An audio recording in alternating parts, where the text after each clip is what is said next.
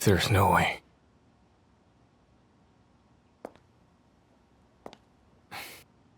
Ada.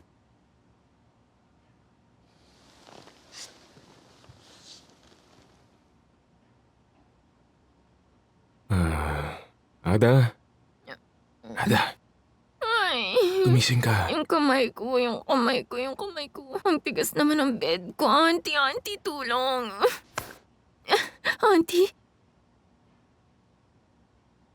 Ay, nananaginip na naman ba ako? Do you think nananaginip ka, Ada? Oh, nandito ka. Ala. Totoo ka ba talaga? Do you think I'm not? Dito ba ako nakatulog? Dito pa? Sa tapat ng pintuan mo?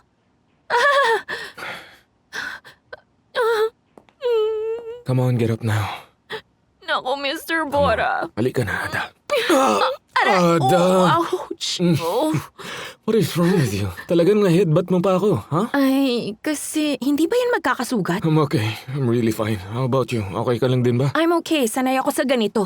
I'm worried about you. Kukuha ko ng ice. Ay, there's no need. I told you I'm okay. Did you really sleep out here? Why did you sleep here? Oh no, I didn't sleep here. Where did you sleep? Ganito kasi yun, Huh? Mr. Bora. Kasi Ah, nagsisleepwalk ako. Totoo yun, I woke up in the garden before. Nung isang araw sa bathroom. Tapos yung huli sa room naman ni Mrs. Belma. Hala, Totoo hala, talaga you're just yun. waking up everywhere. Evet, nangyayari talaga sa akin yun. Ayun nga, minsan daydreaming pero madalas nagsisleepwalk ako. Yun lang. and so you're daydreaming and you're also sleepwalking. Hala. Curious lang ako, is there anything normal about you, Ada? I'm perfectly normal. Alam mo, Mr. Bora, kung lalabas ka at magtatanong sa 10 people, 9 of them are like this. The 10th one is definitely me. Yung isang natitira ako yun. Anyway, may work pa ako. Sige. You are not ordinary, Ada. You're different.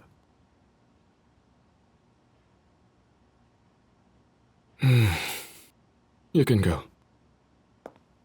Good night din. Nagising ako din. I'll just use the restroom.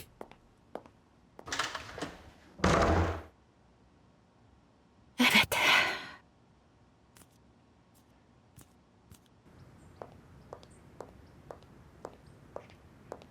Enjoy your coffee. Thank you so much. Kunaydin, Hanife. Good-night. Kunaydin, Meltem. Anong nangyari sa'yo? Bakit para kang si the mummy? Is it bad luck or a bad luck? Tell me about it.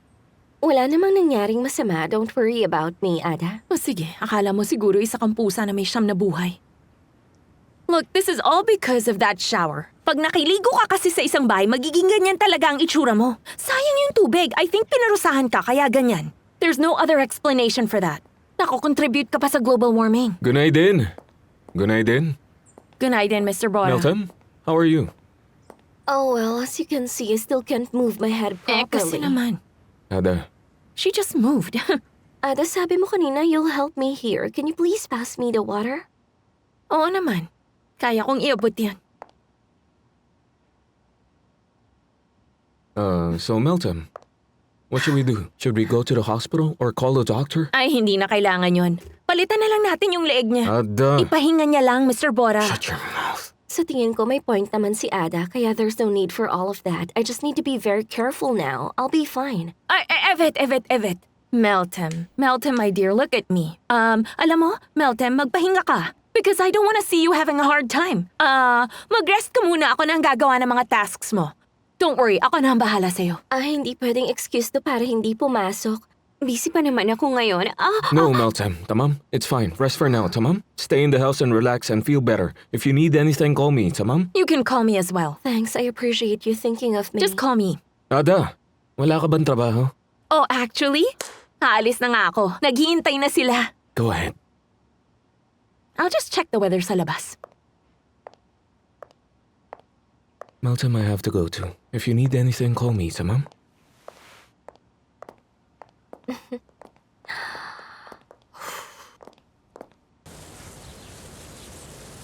Uncle?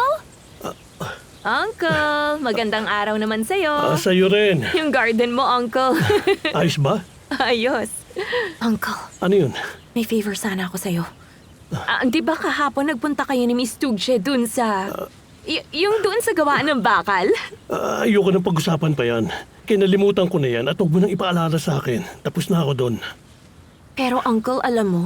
Ay, sige na nga, hindi ko na ipapaalala sa'yo. Uncle, kailangan ko ng tulong mo.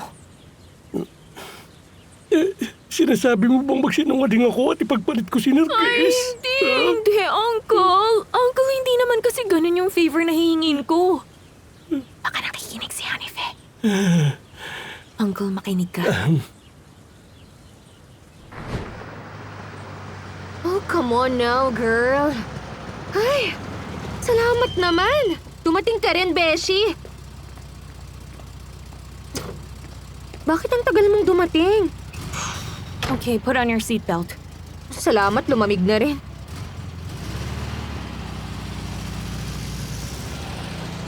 Saan ka ba kasi galing? Bakit late ka na dumating? Minsan naiisip ko rin yan, Celine. Alam mo ba yun, girl? Sana hindi na lang ako pumunta rito at nag-stay na lang ako sa bursa. Sana nag-book na lang ako sa bahay wearing my bathrobe. Pero wala eh. Beshi, ano na naman bang problema mo, ha? Si Meltem, you know her, right?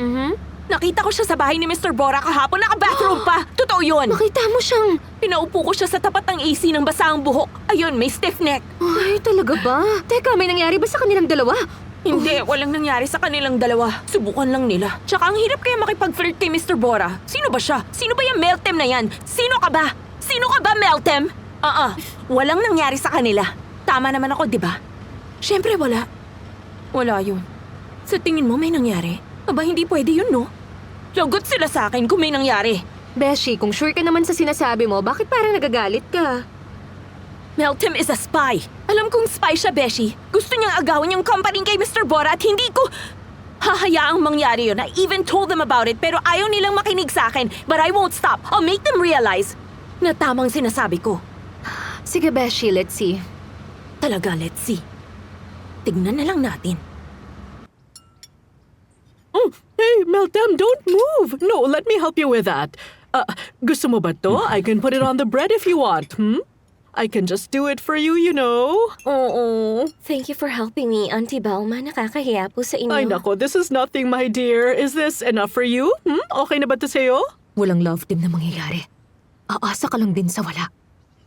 What should we do? Should we take her to a doctor? No, it's okay, Uncle Zephyr. If I rest for a bit, I will feel better. If you excuse me, I'll go to my room. Oh, but you haven't finished your food yet. Magagalit si Grandma. Come on, finish it. Ay, ang talino talaga ng princess ko. Yvette, she's right, Meltem. You need to finish everything on your plate. Kung hindi, walang aalis, tama?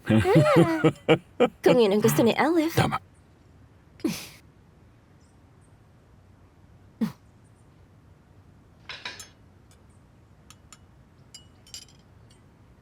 Aslan, bakit ba ganyan ka kung makatingin, ha? Ano bang sinasabi mo, honey? Sa'yo lang naman ako palaging nakatingin. Alam mo namang you're my one and only, di ba? Sige, siguraduhin mo. Kanina pa ako naiinis, ha? Huwag mo nang sabayan. Tamam. Tingin sa baba. Sige, tingin sa baba.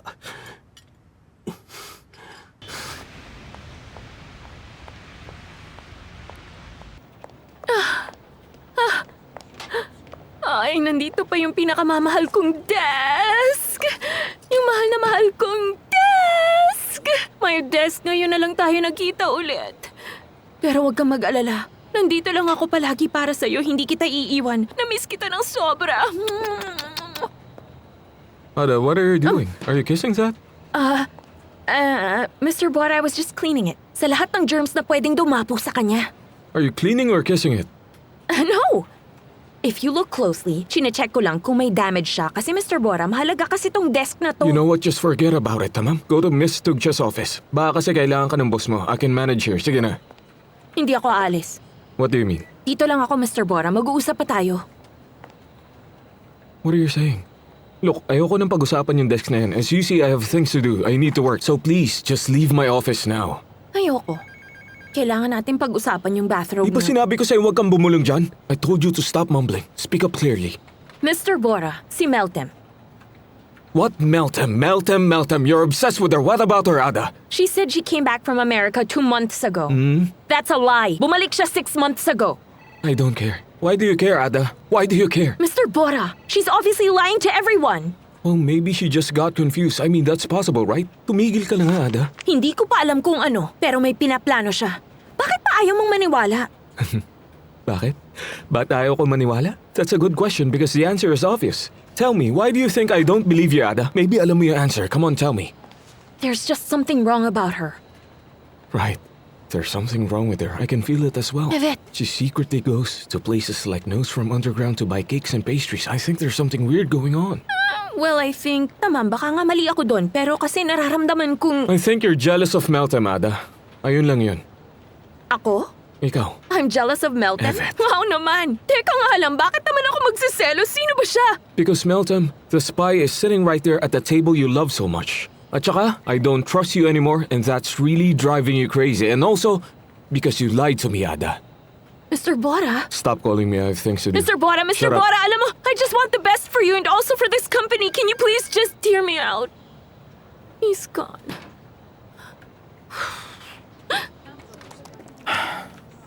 Ano yung eksena nyo ni Ada kay Meltem habang nagdi-dinner, ha?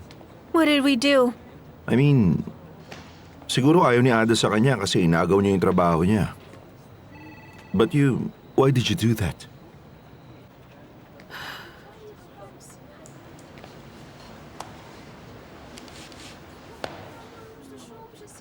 What are you doing, Rusgar? Why can't you answer me?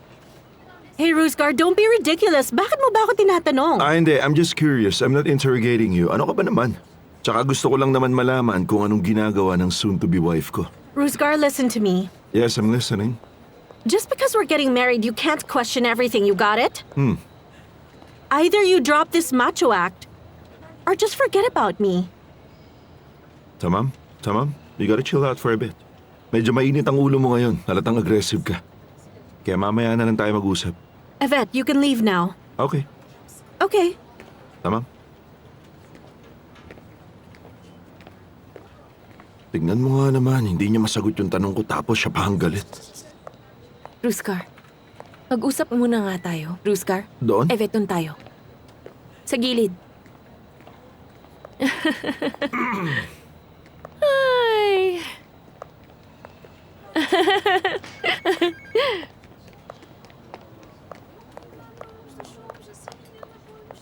Anong sinabi mo sa auntie ko? Ano bang sinabi ko? Sinabi mong nag-propose ka sa akin pero tinanggihan kita? Ano bang dapat kong sabihin? Nakasal na tayong dalawa. Gusto lang naman kitang tulungan at protektahan. So gusto mo akong tulungan? Gusto mo akong protektahan? Ganun ba? Evet, Wow, ang sweet mo naman. Thank you for that, Ruskar. Dapat ang sinabi mo ay nag-propose ka sa akin pero nag-back out ka. Dapat sinabi mo ring may nagustuhan kang iba. Nasimula pa lang hindi mo na ako gusto. Naginamit mo lang naman ako talaga at niloko. Because if you really wanted to help me, you should have said that. hindi yan totoo. Anong hindi totoo? Hindi totoong hindi kita minahal.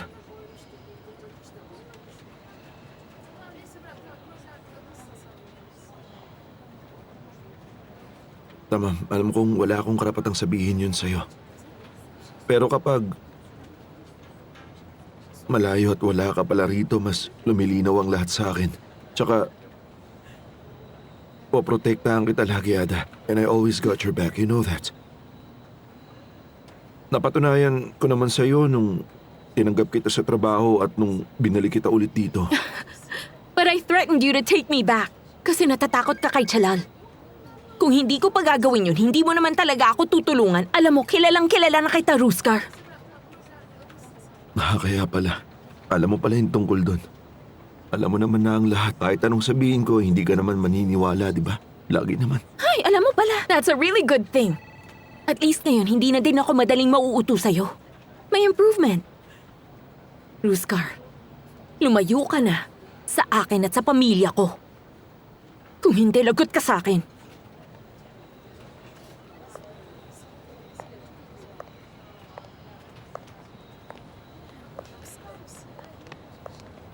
Ay, nako. Ang ganda mo pala pag nagagalit, Miss Ada. Tignan natin kung anong magagawa mo. Excited na ako dun.